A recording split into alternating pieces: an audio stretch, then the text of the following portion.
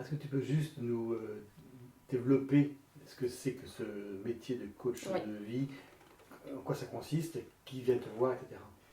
Alors, le coaching en développement personnel, c'est un accompagnement psychologique qui va faire un état des lieux en fait du moment présent et de là où les problématiques que le coaché peut rencontrer.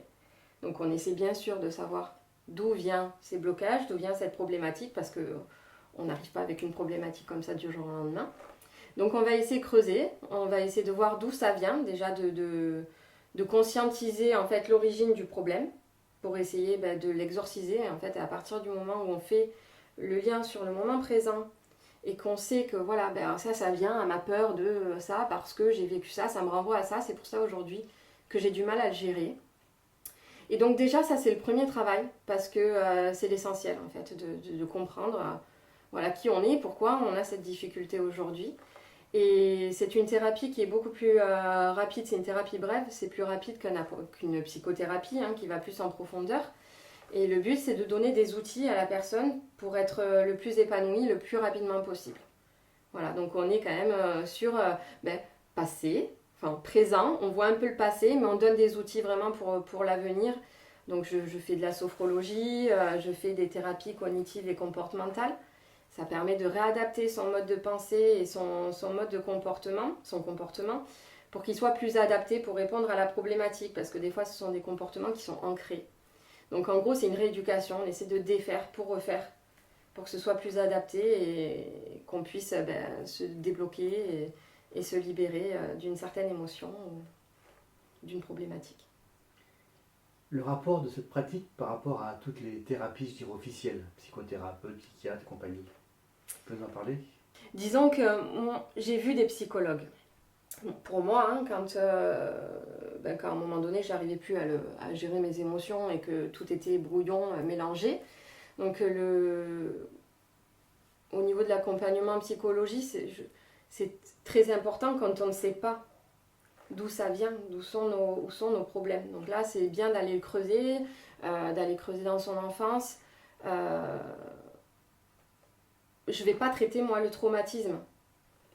Par contre, prendre conscience du traumatisme et essayer de se réadapter son comportement et son mode de pensée pour essayer de le surmonter, oui. Mais je ne vais pas aller le creuser, le traumatisme. Je vais essayer d'en libérer la personne, mais des fois, ça peut ne pas être suffisant. Et du coup, la psychothérapie est là intéressante. Et là, je saurais orienter mes coachés vers un psychologue ou une psychothérapeute parce que je vois que les blocages sont trop profonds. Donc, par exemple, le psychologue ne donnera pas systématiquement d'outils au quotidien pour aller mieux. Voilà. Donc, moi, j'essaie de ne pas multiplier non plus les outils parce que je ne veux pas me dire que je ne suis pas capable de tout faire et je ne veux pas être capable de tout faire. Par contre, j'ai des partenariats et je propose du coaching sur mesure où les clients peuvent, en fonction de leur sensibilité, choisir d'autres accompagnants et ça vient en fait englober le coaching. Donc j'ai une aromathérapeute, j'ai une maître Reiki, j'ai une art thérapeute, j'ai une conseillère en images, j'ai une photographe et tout ça, ça répond à des problématiques et je pense que l'union fait la force.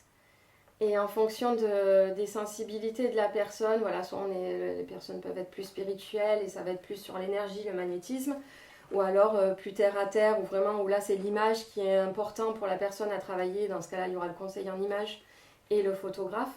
Donc en fait c'est riche.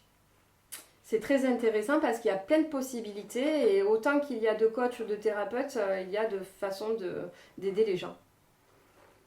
Et est-ce que tu sais pourquoi les gens viennent plutôt voir un coach de vie plutôt qu'un psychothérapeute? Alors ce qui est dommage, c'est que c'est pas encore assez connu.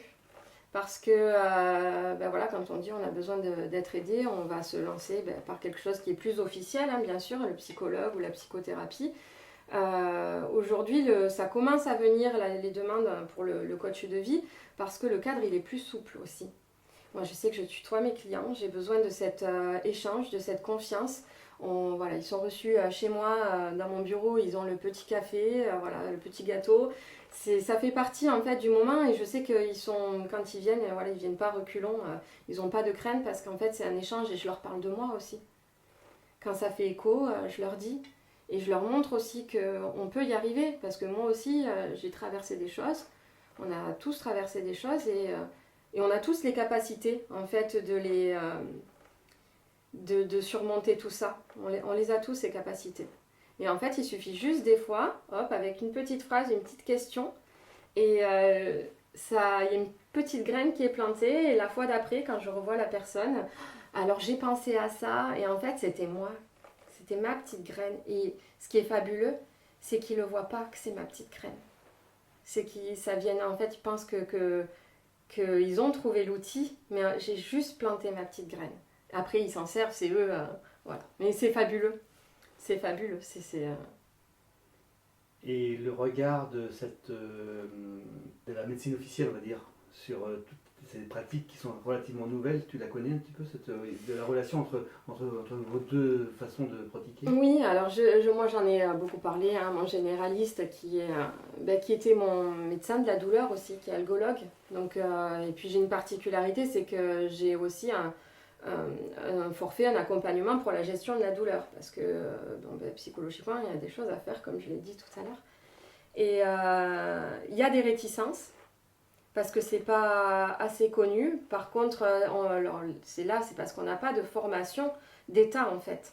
C'est qu'il n'y a pas une formation RNCP ou une formation d'État qui dit, bon ben voilà, non, il n'y a pas. Donc, il y a coach et coach.